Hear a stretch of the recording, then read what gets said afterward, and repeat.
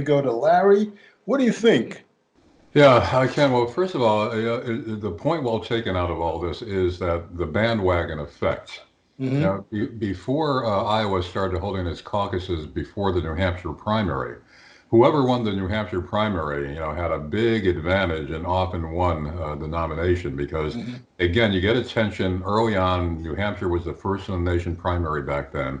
So if you come out of New Hampshire strong, then it gives you all this press attention, it gives you confidence, and it gets you rolling on the bandwagon. Now, whether that'll work this time as decisively, I don't know, because if Bernie comes out strong in Iowa and even New Hampshire, when you Hmm. get to the more conservative states, they're going to be pumping up all this stuff about Bernie's socialism. He's practically a bomb-throwing Bolshevik, the way some of these sites are depicting him. So I Right. don't know if he's going to be as saleable in some of these other states where Democrats are more conservative and more wary. Well, what do you think about Bloomberg? I saw a bunch of some of his ads over the weekend watching football. I thought they were pretty effective. I did too. I started thinking to myself, boy, if he does saturate Yeah, the yeah. media with, they're very effective ads. Yeah, I noticed that. And, it could work this time because everything else is so in tumult and a very unusual set of candidates this time in very unusual circumstances. So, again, the wild cards could emerge. Well, what about the fact that there are no minorities, no African Americans, no Hispanics, no only white people left?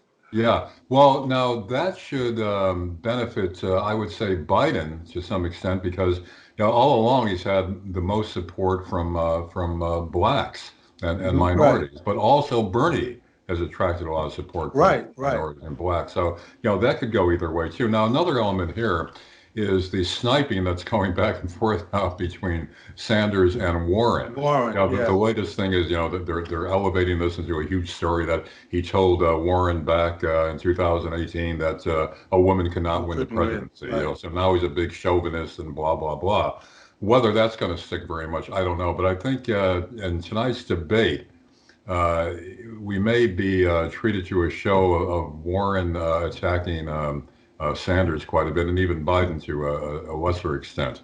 Yeah, Uh, yeah. with Sanders, with Warren now, it's kind of a make or break moment for her now because the polls are showing they're all bunched up at the top, and one little slip or one dramatic moment that gets a lot of media attention could put any of them up on the top.